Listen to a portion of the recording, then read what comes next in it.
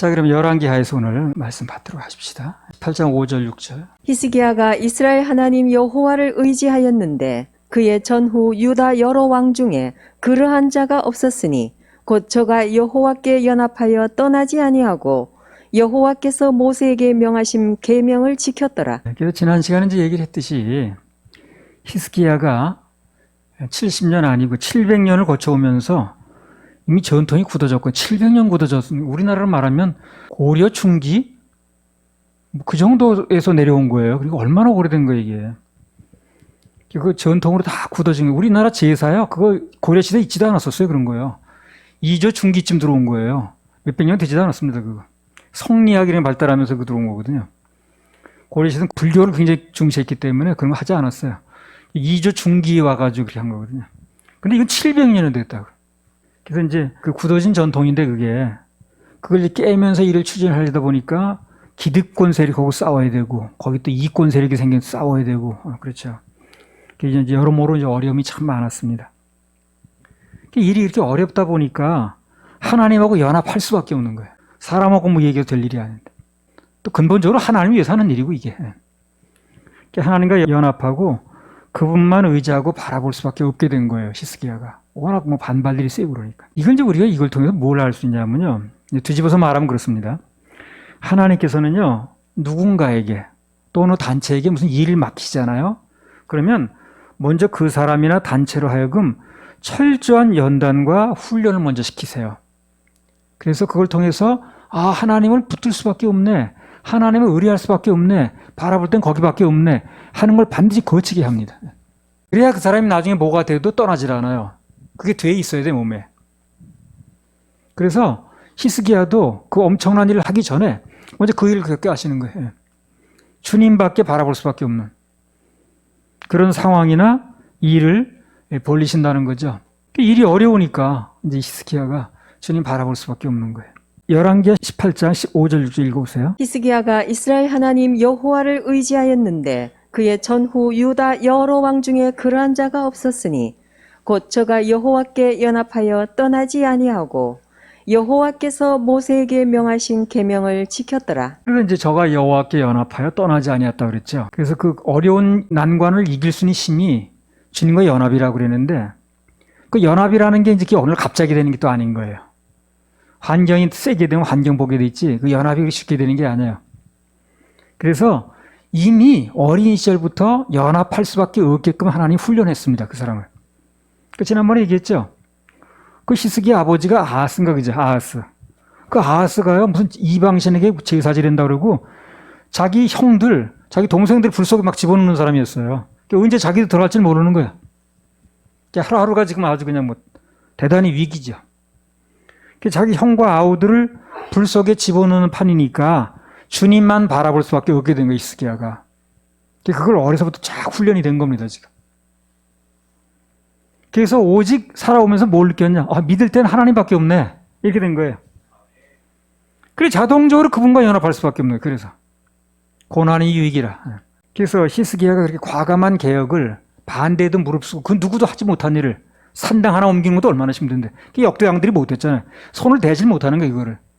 그 산당 세력이 또 얼마나 대단한데요. 거기 뭐 몇백 년 내려다 보면 거기 먹고 사는 사람 생기죠. 하여튼 뭐 여러 가지 이권 세력이 있거든. 그거 하나도 힘든데 아무도 못하는 걸 했는데 이제 이것까지 손댈려다 보니까 그래서 과감한 누구도 못한 개혁을 할 수 있었던 것은 주님만 바라보고 그분과 연합하는 훈련이 있었던 건데 하나님께서 연합할 수밖에 없는 훈련을 미리 하셨다는 겁니다. 그래서 이제 그런 과정을 겪다 보니까 연합을 할 수밖에 없었던 거죠. 그러니까 우리가 이렇게 생각하면 돼요. 왜 나는 이렇게 고난이 많아? 나는 왜 이렇게 연단이 많네? 다른 사람은 뭐 편안하게 잘 지내는데 이런 생각이 혹시 드는 분은 이렇게 생각하세요. 하나님께서 그 사람 말고 나에게만 특별히 어떤 하실 일이 있으신가 보다. 또 뭔가 맡기실 일이 있으신가 보다. 주실 복이 있으신가 보다. 이렇게 생각하면 됐습니다. 괜히 그분이 그렇게 괴롭힐 리가 없어요, 우리요. 그렇잖아요? 그분이 무슨 악심이라고 괜히 우리를 괴롭히겠어요. 그 히스기야를 괜히 괴롭힌 게 아니더라고, 나중에 보니까. 그런 과정을 거치다 보니까 히스기야가 나중에 아무도 못하는 일 손을 대면서도 연합할 수 있는 거예요, 이 사람이. 돼 있는 거예요, 그게. 그래서 남이 전혀 겪지 않는 일을 이제 당한다. 특별한 연단과 고난이 있다고 그런다면 특별한 뜻이 있다고 봐야 됩니다. 틀림없습니다. 히스기야를 보니까 그래요. 우리도 그간 여러 가지로 이제 훈련하시고 연단하시고 이렇게 했습니다. 개인적으로 또 단체적으로. 그것도 이제 우리가 이렇게 생각하면 되는 거예요. 아, 하나님께서 보실 때 그러한 과정을 겪지 않으면, 그렇게 하지 않으면 앞으로 우리가 험악한 세상에서 견딜 수도 없고, 그렇게 안 하게 되면 우리의 맡겨진 사명을 앞으로 해야 되는데 원만하게 이룰 수 없다, 이렇게 판단하신 거예요, 그분이. 그래서 우리가 감당할 수 있을 만큼만 하신 거겠지만 하여튼 간에 그래도 다른 데 겪지 않는 그러한 이제 연단들을, 환란을 겪게 하신 겁니다. 그분이 절대 무슨 악심이라 그러는 게 아니라는 게. 하나님 안에서는 어떤 일이 벌어지든 간에 반드시 그분의 섭리가 있고 뜻이 있는 거니까 주님만 바라보고 기대하는 게 최고의 방법입니다. 하긴 왜 다른 얘기 할 필요가 없어요. 주님만 바라보면 돼요. 묵묵히 그냥. 그분이 돌아가신 분이 아니니까. 그분이 손 놓고 있는 분이 아니거든. 그리고 우리가 되어지는 일을 모르는 분이 아니에요.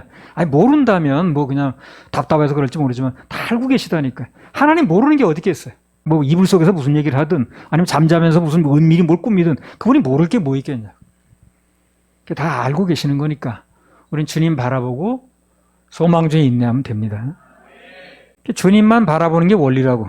주님만 바라보는 게 원리고 그 형통의 방법이다 보니까 사단은 또 어떻게 하는 거예요? 자꾸 우리를 바라보게 만들어요. 어떻게 해서든지 우리를 바라보고 어떻게 해서든지 환경 바라보게 만드는 게 또 사단의 수법이라. 주님 바라보면 해결이 되는 거거든. 그래서 사단은 그렇게 내버려두면 안 되잖아요. 자꾸 환경 바라보게 만드는 거예요. 그리고 사람 바라보게 만들고 자기를 바라보게 만들고 이렇게. 내가 이래가지고 뭐가 되겠나 뭐 이런 식으로. 뭐 내가 무슨 내놓을 게 뭐 있나, 뭐 돈이 있나, 가진 게 있나, 뭐 배운 게 있나 이런 식으로 자꾸 자기 보게 만드는 거예요. 그래서 사단은 꼭 자기를 바라보게 만듭니다. 타락시키기 위해서 어떻게 자기를 바라보게 만들어요.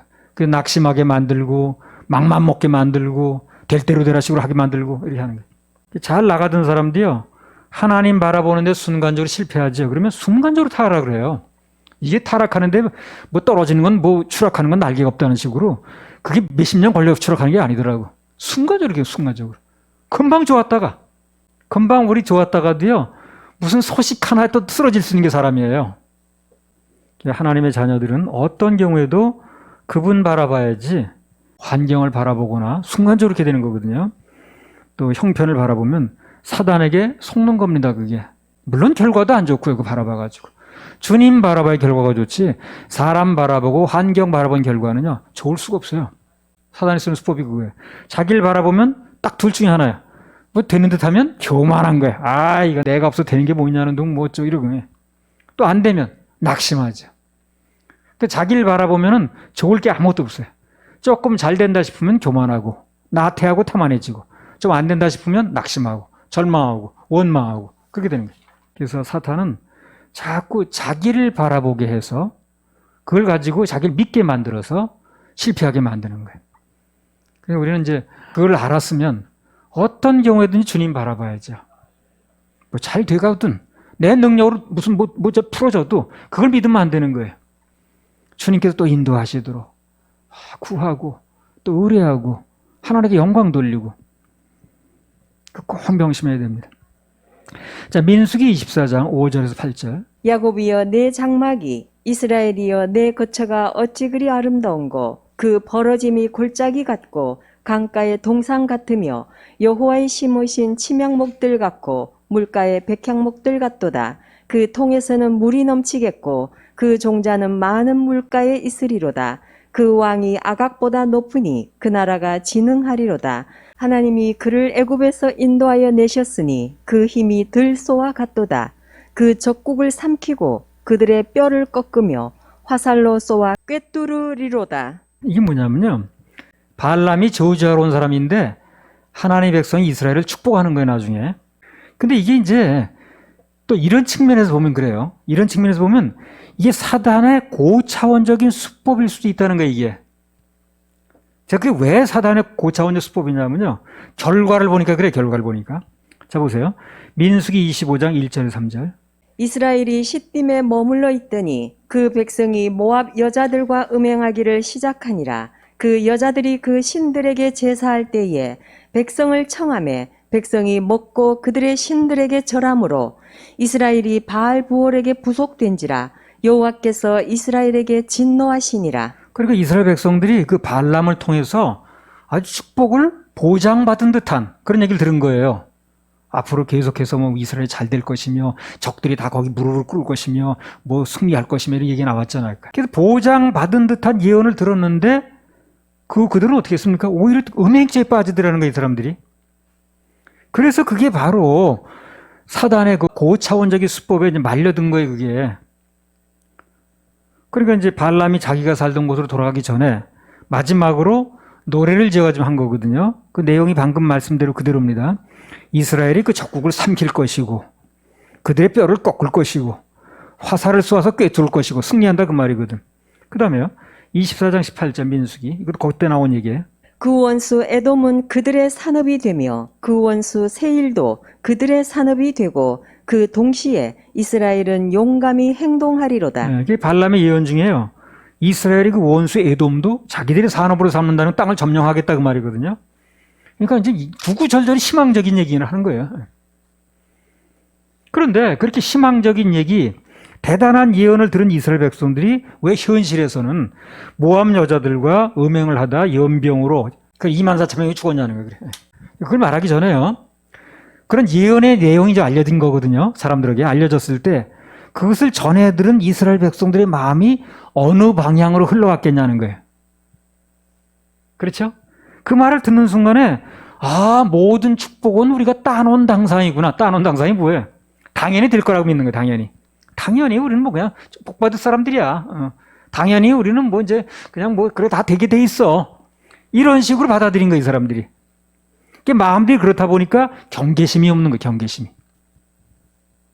그러니까 안일해지고 나태해지니까 그 결과로 나타난 게 음행 사건인 거예요. 예.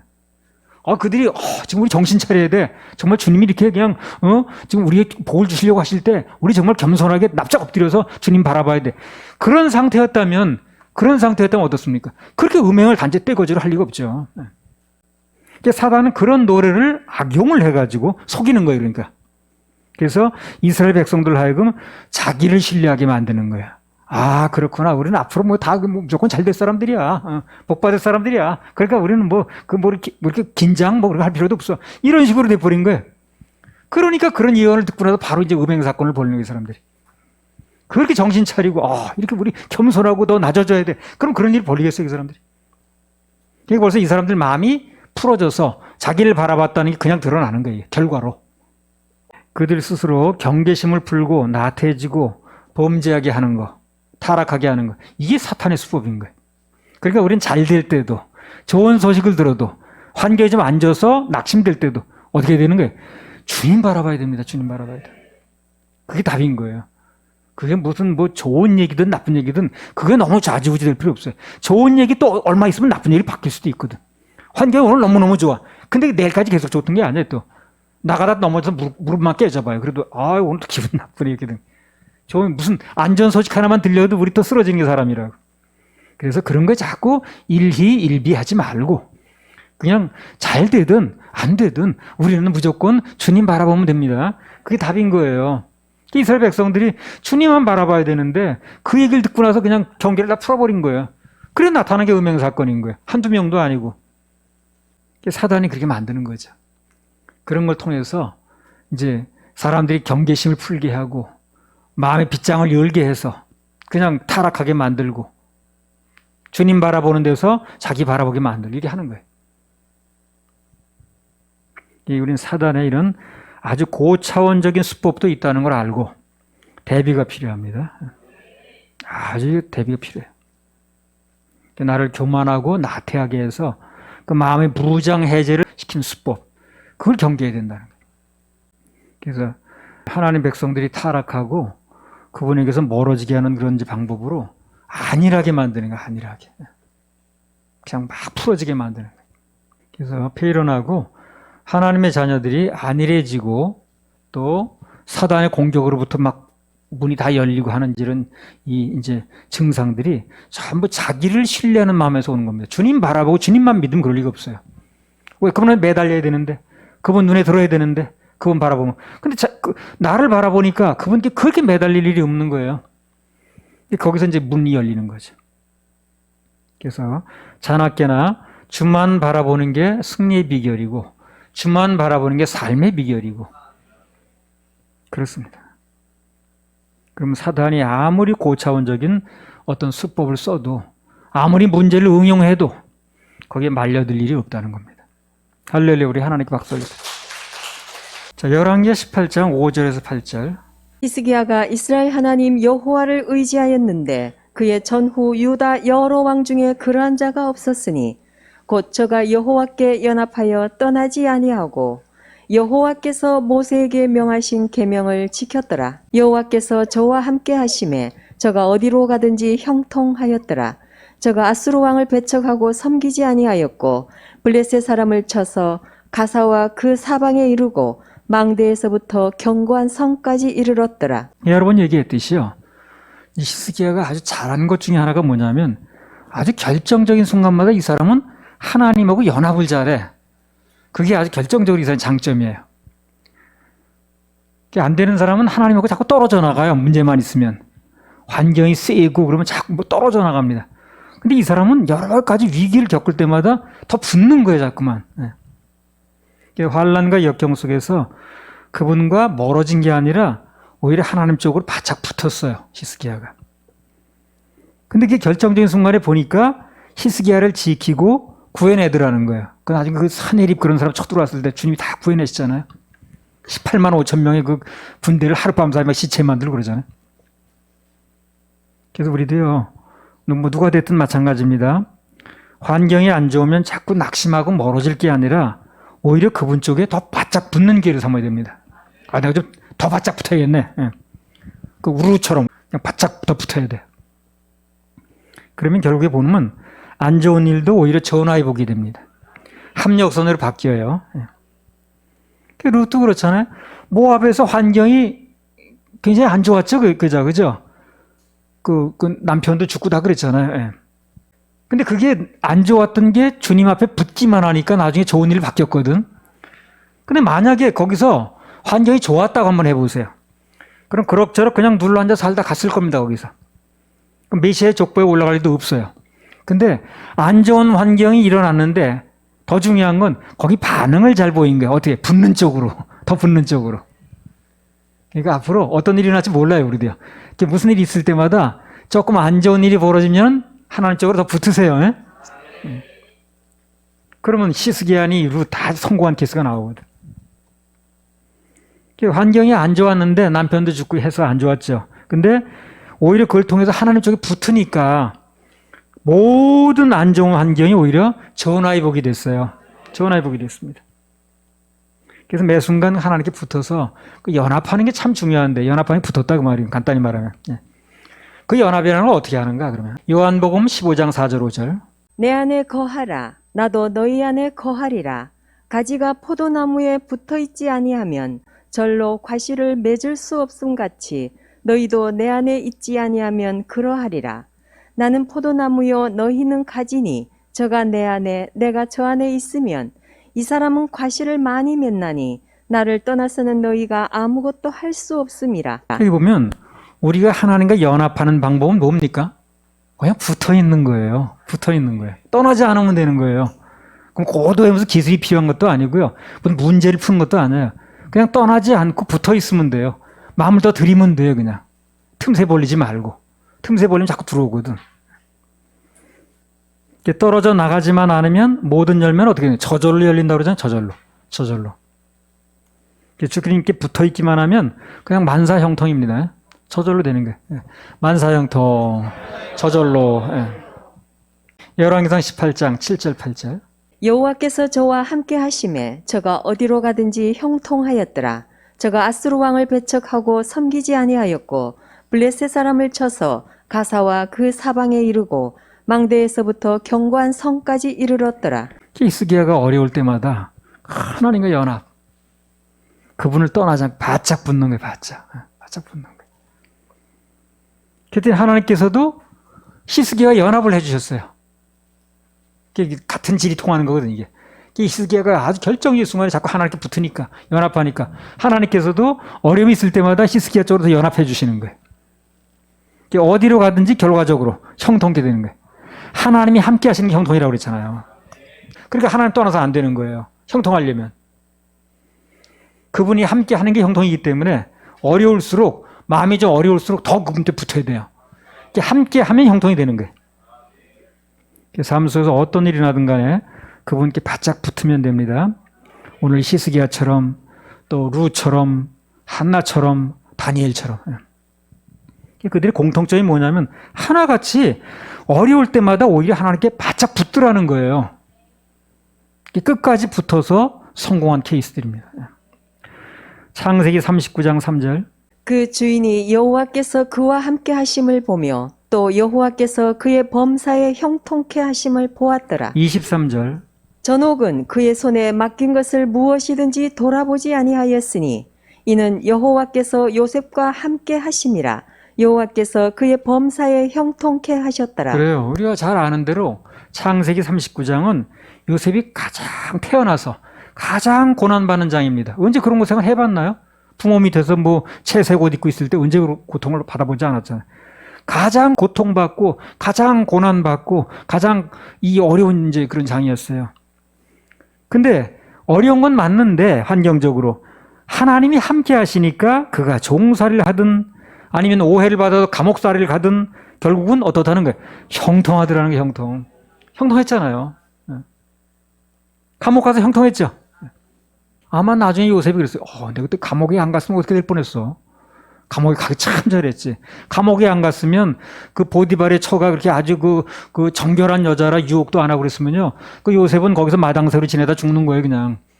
근데 얼마나 그렇게 아주 감사하게도 그렇게 해줘가지고, 나중에 아마, 그 감옥 안 갔으면 나 큰일 날 뻔했다, 진짜. 현재 눈앞의 환경과 관계없이 그 어떤 일이든 누구든 하나님과 함께하면 결국엔 형통합니다. 결국엔. 전화위복, 합력선.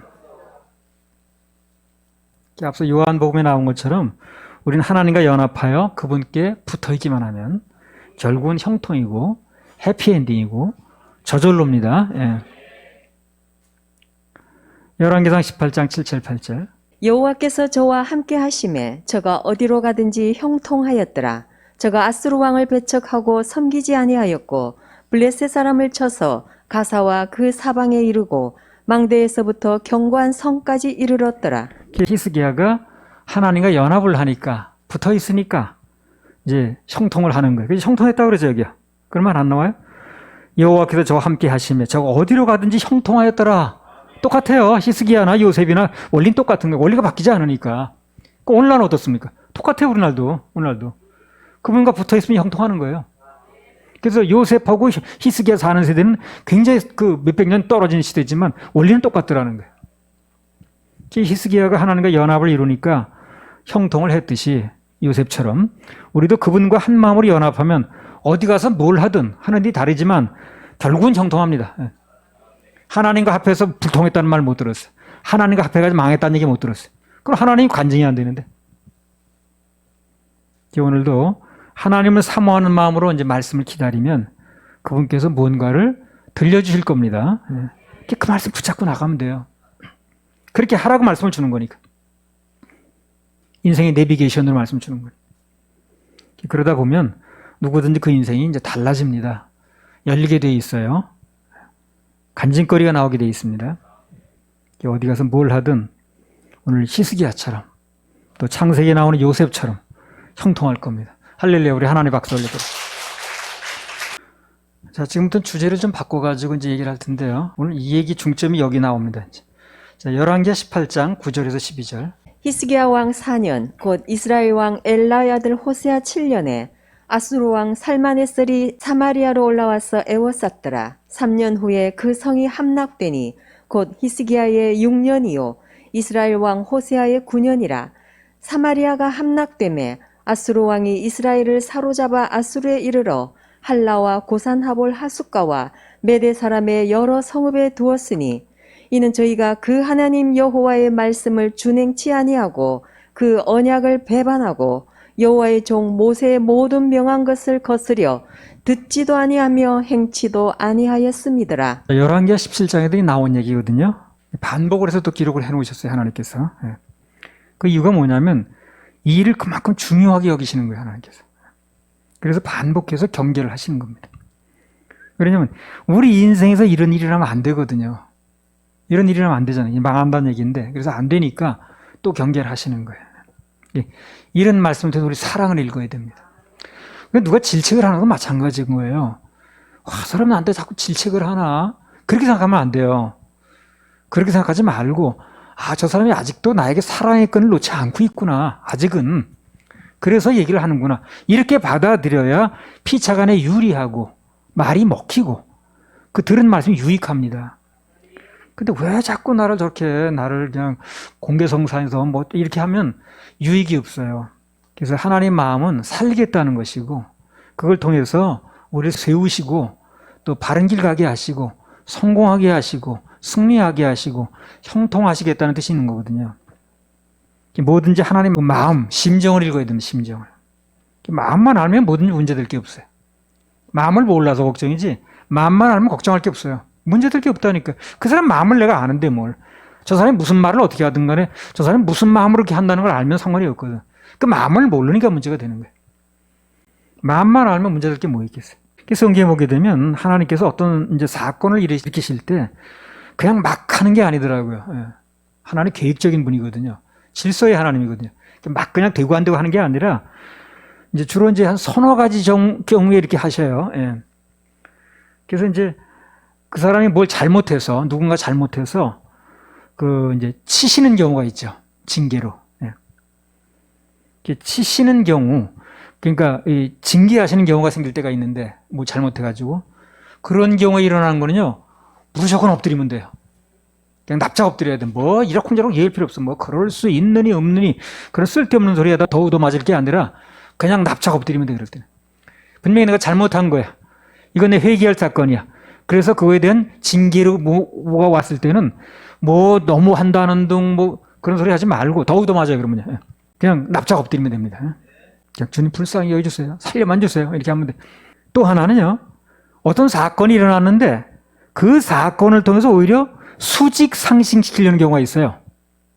그런 경우가 있더라. 한 서너 가지 경우 중에서 이제 아까는 질책, 치심의 징계가 있고 어떤 거는 그걸 통해서 오히려 수직 상승시키시려고 하는 거예요. 그 좋은 예가 이제 그 요셉에게 있어서 보디발의 처사건. 요셉이 잘못한 게 아니잖아요, 그게. 근데 감옥 갔잖아요. 나쁜 일이 벌어졌는데 그건 어떻게 됐습니까? 그걸 통해서 우리 수직 상승됐잖아요. 뭐 다윗에게서 골리앗도 마찬가지고. 다윗이 뭐 잘못한 게 뭐 있습니까?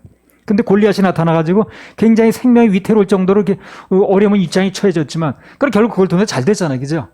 그런 경우가 있다는 거예요. 그래서 그걸 통해서 요셉은 총리 대신이 됐고, 다윗은 그걸 통해서 왕까지 됐습니다. 근데 참 감사한 건 뭐냐면요, 우리 하나님의 자녀들에게 나타나는 사건은 대부분 치심의 사건이 아니라는 거예요. 그런 경우도 있어요. 잘못해 치시는 경우도 없잖아 있습니다. 그러나 대부분의 경우는 그런 경우가 아니에요. 치시는 경우로 일어나는 사건이 많지 않습니다. 예레미야 애가 3장 33절. 주께서 인생으로 고생하며 근심하게 하심이 본심이 아니시로다. 그 고생하며 근심하게 하는 일이 있다는 거예요.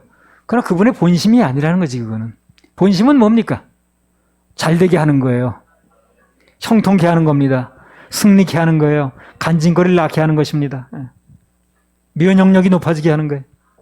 그래서 나에게 일어난 사건이 그런 경우다. 나를 더 올리시려고 또 나에게 더 연단하셔서 귀한 일에 쓰시려고 이렇게 해석이 되면 소망 중에 기쁨으로 기다릴 필요가 있습니다. 그럼 무조건 좋은 일이 일어나요, 나중에. 왜? 하나님께서 원래 그런 목적을 가지고 하시는 거니까. 그런 목적을 가지고 그 사건을 일으키신 거니까. 그리고 또 하나는요, 이 경계적으로 하는 사건도 있어요. 뭐냐면 경계를 주시는 거예요, 경계. 그래서 그걸 통해서 누군가에게 일어난 사건을 통해서 결국 우리를 경계하시는 거죠. 이런 일이 우리에게는 안 일어나도록. 그래서 누가 그런 일이 일어나든 간에 그걸 나에게 경계를 받아들이면 저렇게 하면 저런 일이 벌어지는 걸 하고 내가 그것을 경계로 받아들일 수 있으면 이제 그게 큰 또 유익합니다. 오늘 이스라엘이 망했다고 그랬잖아요. 그걸 오늘 사는 우리들에게 경계하시는 거예요, 이제. 어떻게 하면 망한다. 그러니까 우리는 그렇게 하지 말아라 하는 얘기를 하시는 거죠. 너희도 당시 이스라엘 백성들처럼 그래 우상에게 마음을 뺏기고 하나님 외의 것에 마음 뺏긴다고 우상이라고 그래서 그렇죠. 우상이 어디다 만들어 놓고 절하고 뭐 비나이다 비나이다 하는 것만 우상이 아니라 뭐 절에 가서 우상한 그것만 우상이 아니에요.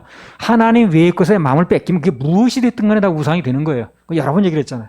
이스라엘 백성들이 그렇게 뭐 그냥 바알이 이제 그 자기 잘 되게 해준다는 신이거든 그게.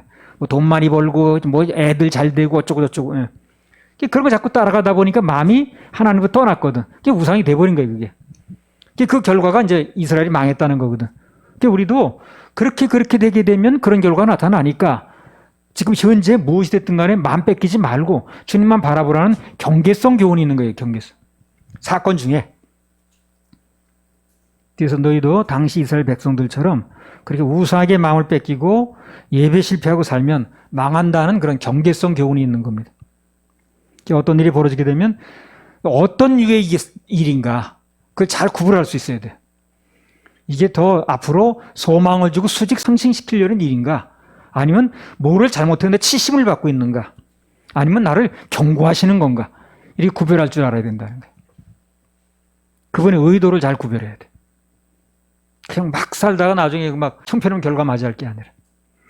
열왕기하 18장 11절 12절.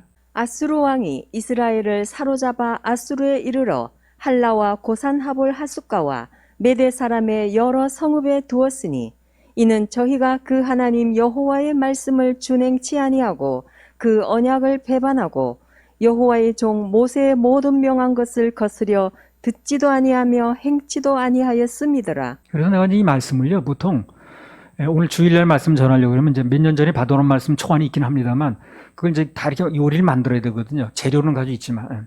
그래서 이제 이 교훈이 몇 가지가 이렇게 있는데 세 가지 중에서 뭐 하나는 살리려는 거고 그다음에 또 하나는 이렇게 치시는 뭐 징계가 있고 하나는 경계성이 있다. 이런 얘기를 이제 끝나려고 했는데 갑자기 이제 이 구절을 통해서 뭘 하나 집중적으로 강조를 하시더라고. 뭘 강조하셨냐면 이는 저희가 망한 이유가 이는 저희가 그 하나님 여호와의 말씀을 준행치 아니하고 그 언약을 어떻게 배반하고 그러는 거예요. 배반하고. 이스라엘이 망한 것은 우리 기준에 이제 경계의 사건인데 이게 그들이 하나님의 간혹한 명령을 그렇게 여러 번 했건만 선지자를 통해서 얘기를 하셨건만 말씀하셨건만 오늘날 말하면 주의 종을 통해서 사역자를 말씀하셨건만 그걸 어기고 어떻게 했다는 게 배신을 하더라는 게 배신. 그래서요. 그래도 이제 배신의 결과로 이제 망했다는 얘기인데 뭐 동서고금 자고이래라고 그러죠. 자고이래로 배신에 대해서 관대한 경우는 없습니다. 그렇죠? 배신을 관대하게 보는 경우는 없어요. 어떤 인격이든지 배신을 관대하게 대하지는 않아요. 하나님께서 마찬가지입니다. 그분의 사랑을 배신하고 끝내 떠나가는 사람에게는 오직 뭐만 있습니까? 심판만 있습니다. 그래서 지옥이 있는 거예요. 그래서 난 읽어보지는 않았는데요. 어떤 분이 다 읽어본 분이 얘기한 걸 들었어요. 그 단테의 신곡이라고 엄청 두꺼운 책이 있어요. 되게 어려운 책이라고 그러더라고요. 그 유명한 책이 있는데 거기 보면 지옥 맨 밑바탕에 누가 있냐 배신자가 있다는 거예요. 배신은 그렇게 인격적인 사회에서는 인격이 있는 곳에는 배신은 다 가장 나쁜 걸로 본다는 거죠. 마가복음 14장 21절. 인자는 자기에게 대하여 기록된 대로 가거니와 인자를 파는 그 사람에게는 화가 있으리로다. 그 사람은 차라리 나지 아니하였다면 제게 좋을 뻔하였느니라 하시니라. 가론유다 배신자죠. 그렇죠? 예수님께서 그렇게 말씀하시는 거예요. 인자는 자기에게 해당되는 대로 기록된 대로 간다. 그러니까 그렇게 이제 예정하고 오신 거니까 그렇게 가면 되는데 인자를 파는 사람, 즉 배신자에게는 화가 있겠다는 거예요. 차라리 그는 안 났으면 좋을 뻔했네. 이 세상에 안 태어났으면 좋을 뻔했어. 이렇게 말씀하시는 거예요. 그렇게 말하는 사람은 아무도 없어요. 예수님께서. 태어난 사람한테 넌 차라리 안 나면 좋을 뻔했다. 이렇게 말씀하신 적이 없어요. 그건 누구에게도. 근데 이 배신자한테 얘기를 하는 거예요. 배신자한테. 차라리 너는 안 태어나는 게 날 뻔했다. 구제불능이라는 얘기죠. 그래서 우리 살아가면서 뭔가 잘못할 수 있습니다. 실수할 수 있어요. 사람이기 때문에. 절대 배신을 하면 안 돼요. 반역 같은 거 하면 안 됩니다. 방금 말했듯이 배신이나 반역에 관대한 경우가 없어요. 그 부부간에도 어떻습니까? 살면서 무슨 부부싸움도 할 수 있고 여러 가지 문제가 있을 수 있죠. 배신이 가장 치명적인 거예요. 배신이. 나도 뭐 윤삼하고 뭐 45년째인가 살고 있습니다만 뭐 여러 가지 충돌이 있었죠. 살면서. 그러나 결코 내가 윤사모를 배신한 적은 없어요. 여러분, 배신을 실수로 합니까? 배신은 절대 고의적입니다. 그거는. 배신을 실수로 하는 사람은 없어요. 다른 건 실수로 할 수 있어요. 그러나 배신을 실수로 하는 사람은 없어요. 배신은 다분히 고의적입니다. 그래서 문제가 되는 거예요. 히브리서 10장 20절에 나온 대로 배신은 짐짓 일부러 그랬단 말이죠. 계획적으로 하는 계획적으로. 배신을 실수로 배신했어. 그런 경우는 있을 수 없다니까. 배신이나 반역 이런 것은 고의성이 강해요. 고의성이. 그래서 가롯 유다나 아간이나 뭐 그런 경우 다 배신한 경우인데 살아남은 경우가 없어요. 그래서 어떤 경우든 그분을 배신하거나 등지거나 떠나지만 않으면 됩니다. 예. 그럼 반드시 살려내셔요. 절대 배신하면 안 돼. 떠나면 안 돼. 반역하면 안 돼. 이걸 굉장히 강조하시는 거예요. 사람도 그렇잖아요. 배신을 떡 먹듯이 하는 사람이 있어요. 그런 사람은 나중에 장래가 좋지 않더라고요. 결국은 버림받아. 그는 끝까지 의리를 지켜 어떤 사람이. 그러면 또 살리려는 사람이 나와. 이거 살리려고 그래, 그 사람을. 저 사람을 살려야 돼. 그래서 성경에서 복받은 사람이 여러 사람이 나오는데 여러 가지 이유가 있어요. 그 복받은 무슨 이유가 여러 가지 있습니다만 제일 큰 특징이 그들이 의리파라는 거예요. 의리파라는 거예요. 환경보다는 하나님 편에 선 사람이에요. 의리죠, 의리. 환경 따라가면 그건 제대로 내가 얻는 게 많을 것 같고 유리할 것 같지만 그럼에도 불구하고 하나님 편에서는 의리거든, 그게. 그 좋은 예로 모함령이 룻. 의리파입니다, 그 사람 의리파. 룻기 1장 15절 17절 한번 읽어보세요. 나오미가 또 가로되 보라 내 동서는 그 백성과 그 신에게로 돌아가나니 너도 동서를 따라 돌아가라. 룻이 가로되 나로 어머니를 떠나며 어머니를 따르지 말고 돌아가라 강권하지 마옵소서. 어머니께서 가시는 곳에 나도 가고 어머니께서 유숙하시는 곳에서 나도 유숙하겠나이다. 어머니의 백성이 나의 백성이 되고 어머니의 하나님이 나의 하나님이 되시리니 어머니께서 죽으시는 곳에서 나도 죽어 거기 장사될 것이라. 만일 내가 죽는 일 외에 어머니와 떠나면 여호와께서 내게 벌을 내리시고 더 내리시기를 원하나이다. 의리파 맞죠? 의리파요, 의리파. 참 의리파입니다. 지금 따라가 본들 시어머니가 뭐 무슨 또 아이를 또 낳겠어? 나보면 언제 기다리나? 전혀 희망 없습니다. 근데 의리를 지키는 거야. 그러니까 하나님께서 보아스라는 너무 훌륭한 신랑을 예비하신 거예요. 그 보아스를 인도하시는 겁니다. 그 일이 다 되게 만드셨어요. 의리파에게는요, 의리는 죽음에 살린다고 그랬거든. 그래서 살 길이 열려요. 배신은 죽음으로 몰아갑니다. 그냥 이제 뭐 지금까지도 그렇게 살아오려고 했습니다만 앞으로도 내가 얼마나 더 사는지 사는 동안 내 반역하고 배신하는 일을 안 하려고 그래. 이건 참 결과 안 좋더라. 성향을 이 의리를 지키는 쪽으로 가야 됩니다. 민수기 14장 21절부터 24절. 그러나 진실로 나의 사는 것과 여호와의 영광이 온 세계에 충만할 것으로 맹세하노니 나의 영광과 애굽과 광야에서 행한 나의 이적을 보고도 이같이 10번이나 나를 시험하고 내 목소리를 청종치 아니한 그 사람들은 내가 그 조상들에게 맹세한 땅을 결단코 보지 못할 것이요 또 나를 멸시하는 사람은 하나라도 그것을 보지 못하리라. 오직 내 종 갈렙은 그 마음이 그들과 달라서 나를 온전히 쫓았은즉 의리파죠, 그죠? 아멘. 예, 그다음에 그의 갔던 땅으로 내가 그를 인도하여 드리리니 그 자손이 그 땅을 차지하리라. 간단하게 말하면 배신자는 가나안 땅에 못 들어간다는 거예요. 그럼 반면에 갈렙처럼 끝까지 의리를 지키면 좋은 일이 있을 거라 그 말입니다. 한마디로 그 얘기를 하는 거예요, 지금요. 의리를 지키면 결국 좋은 일이 있다는 거죠. 살다 보면 참 의리 없이 행동하는 사람이 있더라고. 난 그런 사람 마음에도 지웁니다. 왜 지우냐? 의리가 없다는 것은 배신의 성향이 있다는 거거든. 걔 배신자에게 정을 주면 뭐합니까? 언젠가는 배신하고 돌아설 텐데. 배신자를 키우면 또 뭐하겠어요? 언젠가는 배신하고 갈 텐데. 이 세종대왕 때 신숙주라는 사람이 있었어요. 신숙주 압니까, 여러분요? 이 훈민정음할 때 그 사람 결정적인 공헌을 세운 사람이에요. 아주 머리가 비상한 사람이에요. 그 당시에 7개국어를 했어요, 그 사람이. 신숙주가. 그 당시에 7개국어는 이제 뭐 몽골어, 뭐 중국어, 무슨 한족어 해가지고, 여진족 해가지고, 하여튼 일본어까지 이 사람이 어떻게 이제 배우느냐면요. 역관들 이제 사귀는 거야. 그리고 어디 가서 할 때도 오늘날로 말하면 그때도요 뭐가 있었냐면요. 지금 영어 마을이라고 그러지 그 들어가면 영어만 하는 데 있죠 뭐요. 그런 식으로 하는 거야. 덕숭 어디 뭐 하나 지어놓고 심지어는 거기 들어가서 그 나라 외국말로만 해야 돼. 한국말 한 번에 튀어나오면 곤장 맞아. 여관대로 개인적인 침을 쌓아가지고 하여튼 이 쾌화 실력을 하는데 7개국을 해서 이 사람이 엄청 똑똑한 사람. 그리고 역관서를 그 교과서가 있는데 그거를 아주 줄줄 외우고 그냥 아주 그냥 이 사람 아주 그냥 뭐 정말 머리 좋은 사람이에요. 훈민정음 만들 때도요 사실은 이 신숙주의 고궁이 가장 컸습니다. 이 성삼문 같은 사람은 의리파긴 한데 그렇게 대단한 머리가 있는 사람은 아니에요.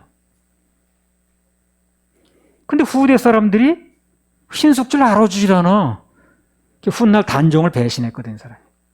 그래서 그 녹두나물이요, 굉장히 잘 쉬어요. 여러분, 그 잡숴 보신 분은 알겠지만, 한나절만, 한 2시간만 잘못 보관해도 금방 쉽니다. 가장 잘 쉬는 게 녹두나물이에요. 그 사람들이 신숙주 이름을 따가지고 숙주나물이라고 바꿨어요, 그걸요. 그래서 그 조선시대부터 내려오는 거죠. 숙주나물, 녹두나물은 숙주나물이라고 그래요. 왜냐면 잘 쉰다, 이 말이야. 그래, 그 사람이 결정적인 단점이 뭐냐면 배신파라는 거예요. 그렇게 탁월한 사람인데. 당시에 7개국을 했는데. 그리고 훈민정음 할 때도 굉장히 공을 많이 했어요. 아주 비상의 머리가 샤프한 사람이고. 근데 사람들이 알아주질 않아. 배신파라. 그래서 그 배신파, 잘 변하는 사람을 숙주나물 이렇게 바꾸는 거예요. 아무튼 성경에 나오는 인물 중에 하나님께 쓰시고 그분에게 복받은 사람은 대부분 의리파였다는 거예요. 다윗 보세요. 사울에게 그렇게 막 괄세받고 그렇게 괴로움을 당하면서 한 번도 그 사람 배신한 적이 없죠. 그죠? 배신 안 하잖아요. 굴 속에서 단둘이 만나도 옷자락만 메고 말이에요. 다 잠들었을 때 들어가서도 창과 물병만 가져오고 그것도 가져가지도 않았더라고. 성경은 돌려주더라고. 또 사람 하나 보내세요. 돌려줄 테니까. 그럼 끝까지 사울을 배반하지 않는, 그 배반하지 않는 사람들은 인간적인 의리뿐이냐? 그렇지 않아요. 성경에 보니까 그 뿌리가 있더라고. 배반하지 않고 의리 지키는 사람 뿌리가 있어. 그게 단순히 무슨 사람 의지 가지고 되는 게 아니더라고. 그걸 아는 것도 중요합니다. 사무엘상 24장 10절. 오늘 여호와께서 구레소 왕을 내 손에 붙이신 것을 왕이 아셨을 것이니이다. 혹이 나를 권하여 왕을 죽이라 하였으나 내가 왕을 아껴 말하기를 나는 내 손을 들어 내 주를 해치 아니하리니 그는 여호와의 기름 부음을 받은 자가 됨이니라 하였나이다. 간단하게 말하면 이 사람이 지금 뭘 얘기를 하는 거예요? 하나님께서 기름 부음을 하셨다, 이 사람을, 사울을. 그러니까 사울을 손을 안 대는 건 궁극적으로 하나님을 배신하지 않겠다는 얘기를 하는 거예요. 마음의 근거가 거기 있는 거예요. 그래서 사람을 배반하지 않겠다, 내 위에 권위자를 배반하지 않겠다는 이게 어디서 근거가 뿌리에 나오냐면 하나님을 배반하지 않겠다는 뿌리가 있는 거예요. 여기. 간단하게 말하면 사울을 배반하지 않겠다는 게 아니야 지금요. 하나님을 배반하지 않겠다는 거예요. 그를 세우신 분이 하나님이시니까 손을 대도 그분이 되게 하겠다는 거예요. 그러니까 하나님께 대한 의리를 지키겠다는 거예요. 그러니까 그 사람을 살릴 수밖에 없어요. 의리는 죽으면 살린다 그랬죠. 그런 믿음의 바탕 위에 있기 때문에 인간 사울도 배반하지 않는 거예요. 이 사람. 사무엘상 24장 15절. 그런즉 여호와께서 재판장이 되어 나와 왕 사이에 판결하사 나의 사정을 살펴 신원하시고 나를 왕의 손에서 건지시기를 원하나이다. 그래서 하나님께서는요 끝까지 의리를 지킨 그 다윗의 그 소원이 그거였거든. 나를 신원해 주시고 하나님께서 재판하셔서 정당하게 나를 이 사울의 손에 건져달라는 얘기 아니에요? 그러니까 의리를 지키는 다윗에게 하나님께서 그대로 해주시는 거예요. 정확하게 판결하셨습니다. 그래서 사울은 죽고 다윗은 왕으로 올리시는 거예요. 잠언 11장 4절. 재물은 진노하시는 날에 무익하나 의리는 죽음을 면케 하느니라. 살려면 어떻습니까? 의리는 죽음을 면케 한다고 그랬으니까 살려면 돈에게 의리를 지킬 게 아니라 하나님께 의리를 지켜야 되는 거예요. 그건 죽음을 면케 해주신다고 그랬잖아요. 한마디로 산다는 얘기거든. 뭔가 심을 때도요 하나님께 의리를 생각하세요. 그렇게 생각하고 심어야 됩니다. 이걸 가지고 내가 무슨 살고 죽고 이렇게 생각하지 말고 하나님께 의리를 기준하게 되면 결국 산다고 그랬으니까. 히브리서 13장 5절. 돈을 사랑치 말고 있는 바를 족한 줄로 알라. 그가 친히 말씀하시기를 내가 과연 너희를 버리지 아니하고 과연 너희를 떠나지 아니하리라 하셨느니라. 나를 버릴 수 있다는 거예요. 뭐가? 돈이. 그런데 나를 버릴 수도 있는 돈에게 왜 의리를 지키려고 하냐는 거예요. 죽을 때까지 나를 보호하시고 지키실 그분에게 의리를 지켜야지. 그렇죠? 그게 똑똑한 거예요. 그게 사는 비결이라. 하나님께 심는 것에 실패하는 것도 그래요. 간단히 말하면 하나님을 등지고 돈에게 의리를 지키려다 보니까 그렇게 되는 거예요. 하나님께 의리를 지키려고 그래야 되는데. 그래봤자 돈은 언젠가 나를 떠난다는데. 다니엘서 3장 16절 18절. 사드락과 메삭과 아벳느고가 왕에게 대답하여 가로되 느부갓네살이여 우리가 이 일에 대하여 왕에게 대답할 필요가 없나이다. 만일 그럴 것이면 왕이여 우리가 섬기는 우리 하나님이 우리를 극렬히 타는 풀무 가운데서 능히 건져내시겠고 왕의 손에서도 건져내시리이다. 그리 아니하실지라도 왕이여 우리가 왕의 신들을 섬기지도 아니하고 왕의 세우신 금신상에게 절하지도 아니할 줄을 아옵소서. 간단히 말하면 다니엘이 세 친구 끝까지 하나님 앞에서 의리를 지키겠다고 나오는 거예요. 지금 그 불에 들어갈 판이에요. 지금 뭐 별로 좋은 것도 없어요. 사실 따지고 보면. 그렇잖아요. 환경적으로. 불 속에 들어가는데 뭐 좋은 게 뭐 있어요. 그러나 중요한 건 뭡니까? 의리를 지키겠다고 나오는 의리를. 그러니까 하나님께 그들을 불 속에서 건져낼 수밖에 없는 거예요. 왜 아까 뭐라고 그랬죠? 의리는 죽음에서 건진다고 그랬죠. 그 말씀이 맞으려다 보니까. 의리는 죽음에서 건진다는 말이 맞으려면 살려내야죠. 그래야 의리는 죽음에서 살린다는 말씀대로 되는 거 아니에요? 다니엘은 어땠습니까? 아까 그 친구들 얘기고. 사자굴에 들어가는 거 알아요. 예배 드리면. 느부갓네살 왕 의에 하나님께 어떤 신이 됐든 간에 예배 드리면 사자굴에 넣게 된 걸 이제 어인이 찍혔거든. 그거. 알면서도 여전히 예배 드리는 거예요. 그게 의리입니다. 의리. 그 사자굴에 또 건져냈어요. 그 의리는 그걸 던진단 말이 어디서나 맞는 거예요. 이게. 의리를 지키는 게 살려내실 수밖에 없는 거예요. 말씀이 맞으려다 보니까. 의리를 지키는 사람은 하나님도 살리시고 사람 사이도 그 살려줘요. 사도행전 20장 23절 24절. 오직 성령이 각 성에서 내게 증거하여 결박과 환난이 나를 기다린다 하시나 나의 달려갈 길과 주 예수께 받은 사명 곧 하나님의 은혜의 복음 증거하는 일을 마치려 하면은 나의 생명을 조금도 귀한 것으로 여기지 아니하노라. 한마디로 바울은 뭡니까? 죽음 불사하고 의리를 지키겠다는 거죠. 그래서 쓸 수밖에 없어요, 사람을요. 그리고 그 시대에 바울만 있는 게 아니라 수많은 사람들이 있었지만 그러나 바울은 끝까지 하나님 앞에 서겠다는 거 아니야, 지금요. 의리. 그러니까 한 시대 그 사람을 그렇게 쓸 수밖에 없는 거예요. 디모데후서 4장 7절 8절. 내가 선한 싸움을 싸우고 나의 달려갈 길을 마치고 믿음을 지켰으니 이제 후로는 나를 위하여 의의 면류관이 예비되었으므로 주 곧 의로우신 재판장이 그날에 내게 주실 것이니 내게만 아니라 주의 나타나심을 사모하는 모든 자에게니라. 그래서 여러 가지 있었지만 일생을 두고 바울이 끝까지 믿음을 지켰다고 그랬죠. 이거 바꿔 말하면 끝까지 의리를 지켰으니 이 말이에요. 간단히 말하면 그 얘기라. 그 말이나 같죠? 그렇죠? 근데 그 상급이 영원하다는 거예요. 왜? 의리는 산다고 그랬으니까. 자, 오늘 본문을 읽고 마치겠습니다. 열왕기하 18장 11절 12절. 아수르 왕이 이스라엘을 사로잡아 아수르에 이르러 할라와 고산하볼 하숫가와 메대 사람의 여러 성읍에 두었으니 이는 저희가 그 하나님 여호와의 말씀을 준행치 아니하고 그 언약을 배반하고 여호와의 종 모세의 모든 명한 것을 거스려 듣지도 아니하며 행치도 아니하였음이더라. 저희가 하나님 여호와의 말씀을 준행치 아니하고 그 언약을 배반한 것이 결국 그 나라 망한 것에 직접 원인이 됩니다. 직접. 멀리 원인도 있어요. 그러니까 가장 직접적인 원인이 그건 거예요. 그래서 여기 이스라엘이 망한 것은 우리에게는 경계를 위한 사건인데 그들이 하나님의 간혹한 명령을 이기고 배신을 했기 때문에 망했다는 거예요. 그래서 이 말씀을 아주 주님께서 굉장히 강조해서 이렇게 들려주셨어요. 그래서 앞으로 어떤 일을 하든 간에 하나님께 대한 의리, 그 의리를 지키면 산다는 거. 의리는 죽음에서 건진다고 그랬으니까. 그래서 많은 사람들이 지금 결국 불 속에 들어갔던 사자굴에 들어갔던 결국 의리를 지키는 사람 다 살았다는 얘기지. 앞으로 사는 방법을 하나님께서 알려주셨습니다. 그래서 살려면 신앙생활, 부부생활, 부모 자식 관계, 사회생활, 인간관계 다 의리가 중요합니다. 의리. 이 말씀이 아주 난 와닿습니다. 의리가 살리는구나. 내가 내 살아생전 내가 사는 동안 하나님께 의리를 지켜야겠다.